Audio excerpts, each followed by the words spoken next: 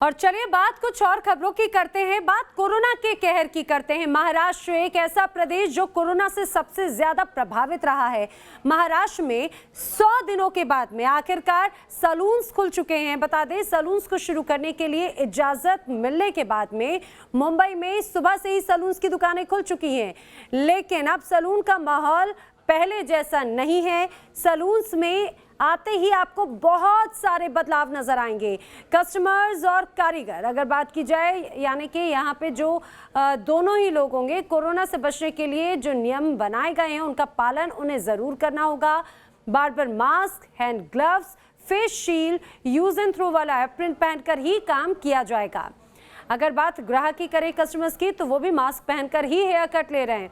इसके अलावा यहाँ पर 2 गज की दूरी का भी खासा ख्याल रखा जा रहा है। यानी इतने समय तक जिन लोगों ने इंतजार किया, अब उनका इंतजार खत्म होता हुआ खासतौर से महाराष्ट्र में नजर आता है।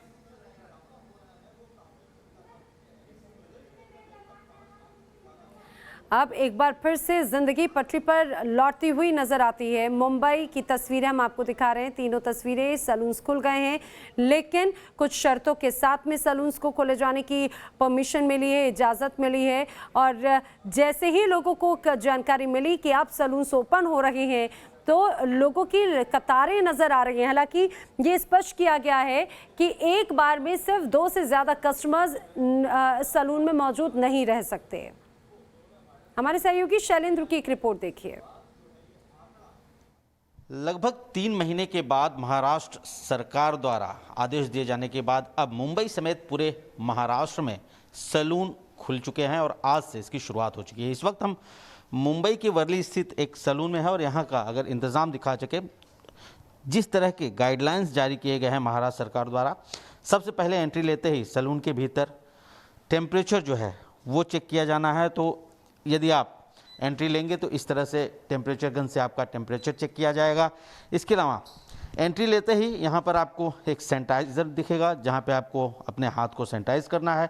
और जब आप आगे बढ़ेंगे तो आगे यहाँ पर आप देखिए गन स्प्रे रखा हुआ है। जो भी कस्टमर होगा, कस्टमर को पहले पूरी तरह इस गन से स्प्रे करके उन्हें सैनिटाइज करना होगा। और उसके बाद सामने देखिए किस तरह से हेयर कटिंग चल रही है, वहाँ पर चेयर पर बिठाकर हेयर कटिंग किया जाएगा। खास बात यह है कि इस शासन आदेश में सिर्फ और सिर्फ हेयर कटिंग को ही परमिट किया गया है। यानी कि स्किन रिलेटेड जो भी चीज़ें होती हैं, चाहे वो फेशियल हो, शेविंग हो या ब्लीचिंग हो, इस तरह की ये सब चीज़ें नहीं हो पाएगा। और ख़ास बात यह है कि जो भी सलून्स खुले हैं वो जो नॉन कंटेनमेंट जोन है वही सलून खुले हैं। कंटेनमेंट जोन के सलून्स को पूरी तरह बंद रखा गया है, क्योंकि कोरोना का प्रसार अभी थमा नहीं है और ऐसे में लोगों को जागरूक रहना ज़रूरी है। और यही वजह है कि इस तरह के जो कंटेनमेंट जोन है वहाँ पर अब भी सलून बंद किए गए। और ख़ास बात यह है कि हर 2 घंटे में पूरे प्रीमाइसेस को सैनिटाइज करना है। इसके अलावा जो कस्टमर हैं, कस्टमर के हटते ही जो चेयर है उसको सैनिटाइज करना है। और ख़ास बात यह है कि जो बार्बर और कस्टमर के बीच में अगर देख सकें तो डिस्पोजेबल टॉवल का यूज़ करना है।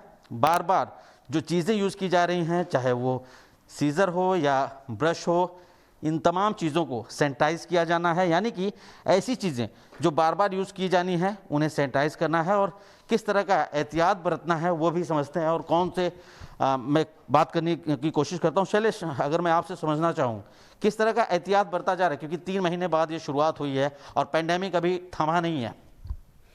तो हम हर चीज़ें डिस्पोजेबल यूज़ कर रहे हैं, जो यूज़ एंड थ्रो हो। आप अगर देखोगे, हम हमारी चीज़ें भी, जो टूल्स है उसे भी हम सैनिटाइज़ कर रहे हैं।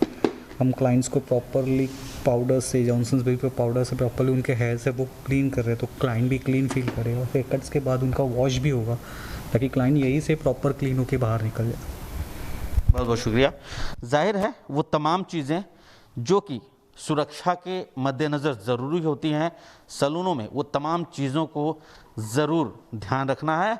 और चाहे बार्बर हो या कस्टमर हो, उन दोनों के बीच में मास्क और जो फेस शील्ड है, ये तमाम चीज़ें कंपलसरी की गई हैं। और ध्यान देने वाली बात यह है कि शेविंग और स्किन रिलेटेड जो भी चीज़ें हैं वो सलून में नहीं की जाएंगी। वीडियो जर्नलिस्ट कामेश हल्दे के साथ शैलेंद्र सिंह, न्यूज़ नेशन, मुंबई।